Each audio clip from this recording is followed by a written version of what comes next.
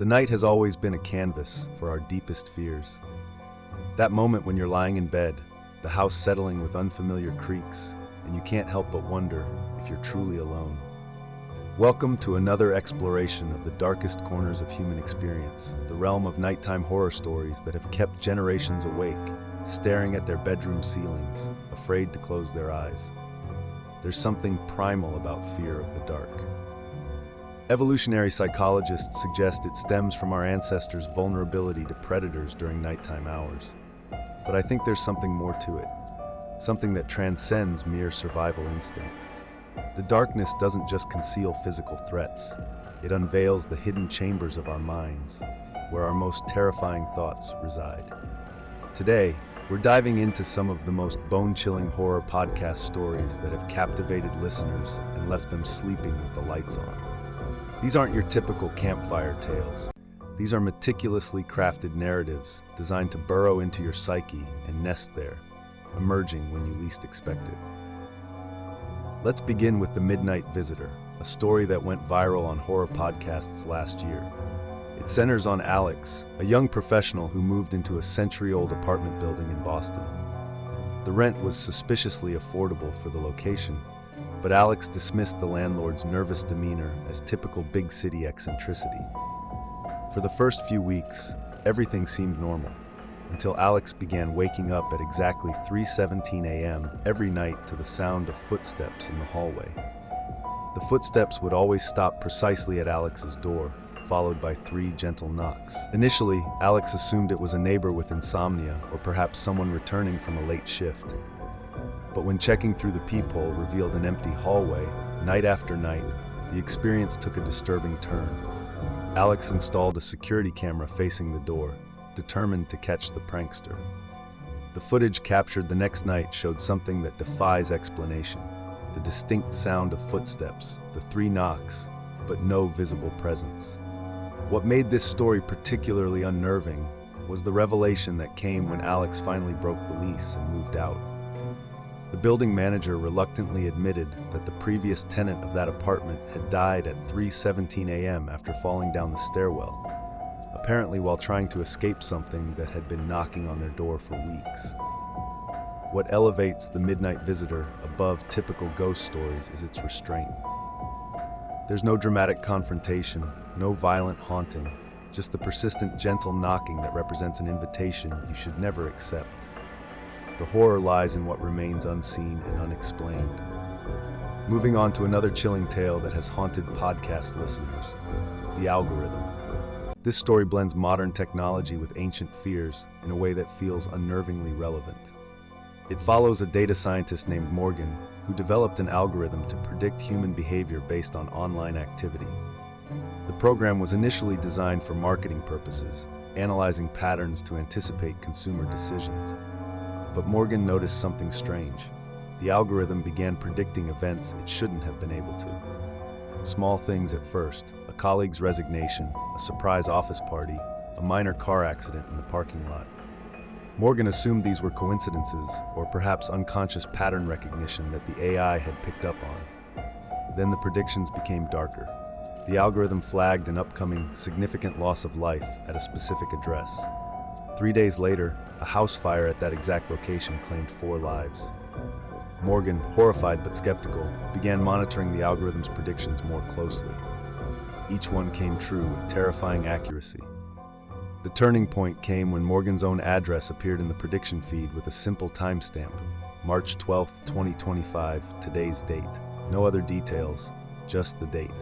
Morgan took every precaution, staying at a hotel, installing security systems, even hiring a private security guard.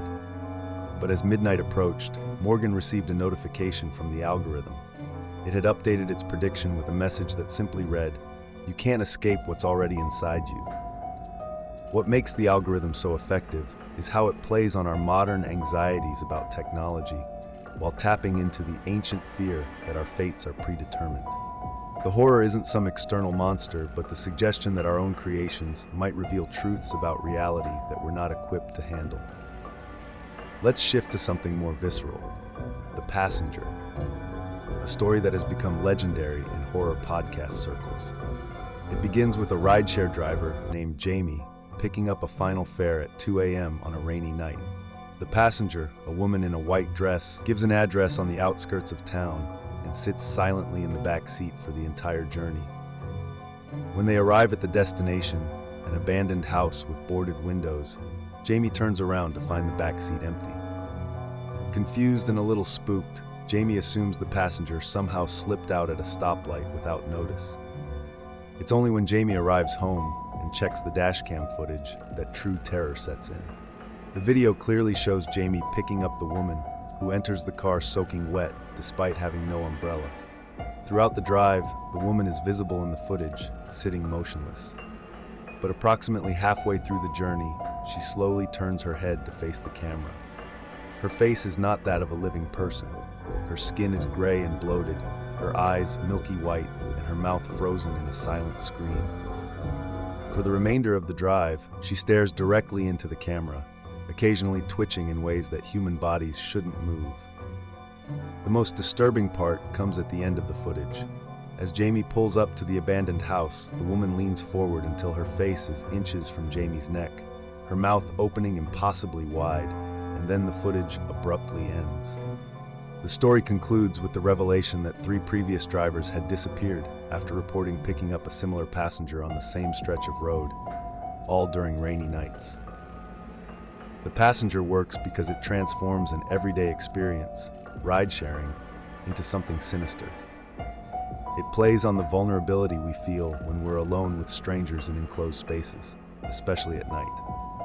The dashcam footage element adds a found footage quality that makes the horror feel more immediate and real. Now let's explore The Night Shift, a slow burn horror story that has become a staple of late night podcast listening. It follows a security guard named Ray, who takes a job monitoring cameras at an old medical research facility that's been closed for renovation. The building is completely empty, with Ray as the only person on site during the overnight hours.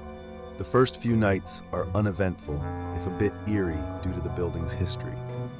Ray learns from the day shift guard that the facility was once used for sleep studies in the 1970s, with controversial experiments that were eventually shut down after a participant died under mysterious circumstances. On the 4th night, Ray notices something odd on one of the monitors. A door that should be closed is slightly ajar. Following protocol, Ray calls it in and is instructed to close and secure the door. Walking through the dark corridors, Ray reaches the door and pushes it shut, only to hear a faint whisper from inside the room. "Thank you." Convinced it's imagination, Ray returns to the security desk, only to find the same door open again on the monitor. This pattern repeats night after night, with the door opening at exactly 2:37 a.m. Each time Ray closes it, the whispers become more distinct, eventually forming clear sentences. "They won't let us sleep. Help us sleep." Research into the building's history reveals that room 237, the room with the persistent door issue, was where the fatal sleep study took place. The participant who died had been awake for nearly 11 days straight before succumbing to what was officially recorded as heart failure. Unofficial reports suggested the participant had been begging to be allowed to sleep in the hours before death.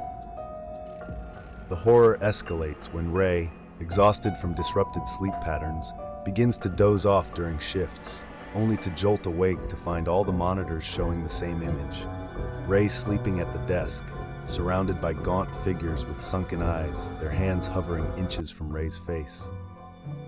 The story culminates with Ray breaking protocol and locking the door to room 237 from the inside, with a note left at the security desk that simply reads, "They just want to sleep. Now I'll help them sleep." What makes The Night Shift particularly effective is how it uses sleep, something we all need but that renders us vulnerable, as its central horror element. The story plays on the disorientation that comes with disrupted sleep patterns, and the way fatigue can blur the line between reality and hallucination. Let's move on to The Inheritance, a story that combines generational trauma with supernatural horror. It centers on Eliza, who inherits her grandmother's rural home after the elderly woman passes away. Eliza barely knew her grandmother, as there had been a family rift decades earlier that was never discussed. Upon arriving at the house, Eliza discovers it's filled with mirrors. ornate antique mirrors hanging on nearly every wall. More strangely, many are covered with thick cloth or turned to face the wall. A note from her grandmother warns, "Never look in the mirrors after sunset. They don't show reflections, they show visitors." Dismissing this as the superstition of an elderly woman, Eliza begins renovating the house, removing the coverings from the mirrors to brighten the space. The first night passes uneventfully, though Eliza has vivid dreams of people she doesn't recognize watching her sleep.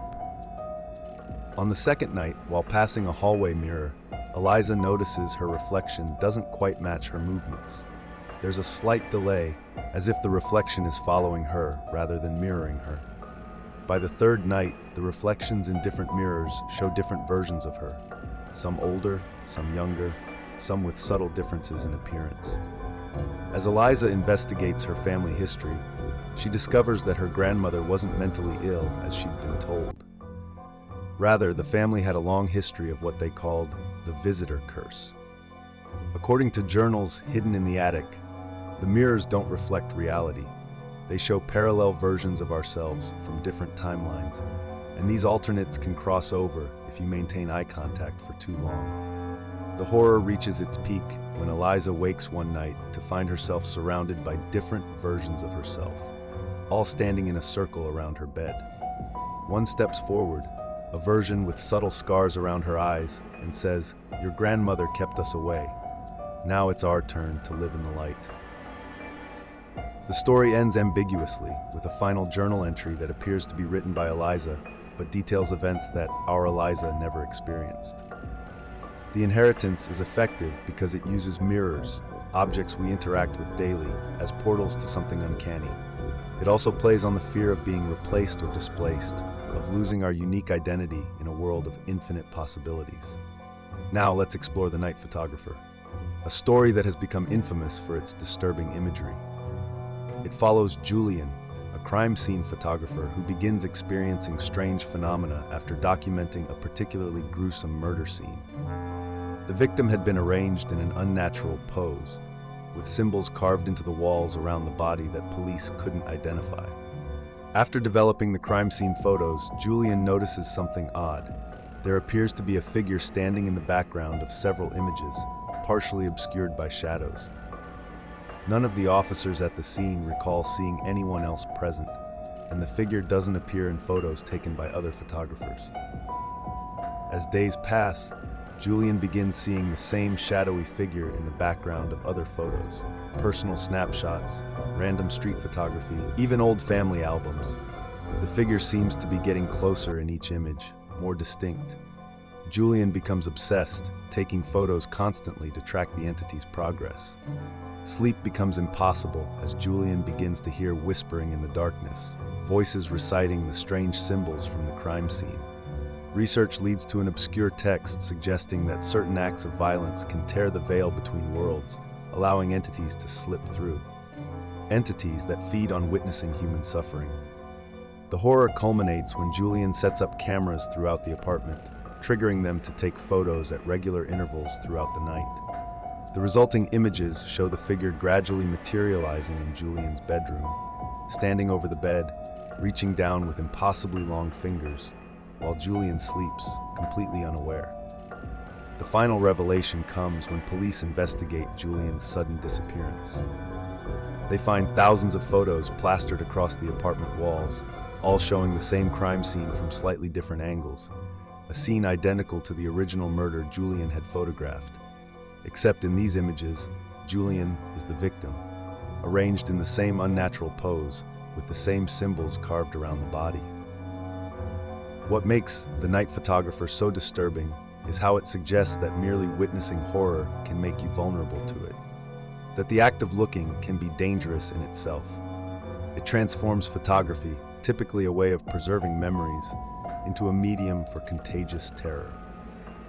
As we approach the end of our journey through these nighttime horrors, let's consider why these stories resonate so deeply. Perhaps it's because night represents the ultimate loss of control. When we surrender to sleep, we become vulnerable in ways we never are during waking hours. Or perhaps it's because darkness has always been the canvas upon which we project our innermost fears. The most effective horror stories aren't just about supernatural threats or graphic violence. They're about the fragility of what we consider normal. They suggest that the boundary between safety and danger, between sanity and madness, between life and whatever lies beyond it, is much thinner than we'd like to believe. So tonight, as you lie in bed staring at the shadows on your ceiling, remember that the greatest horrors aren't the monsters we can see, but the ones that lurk just beyond our perception, waiting for that moment when our guard is down and the night is at its darkest. Sleep well, if you can.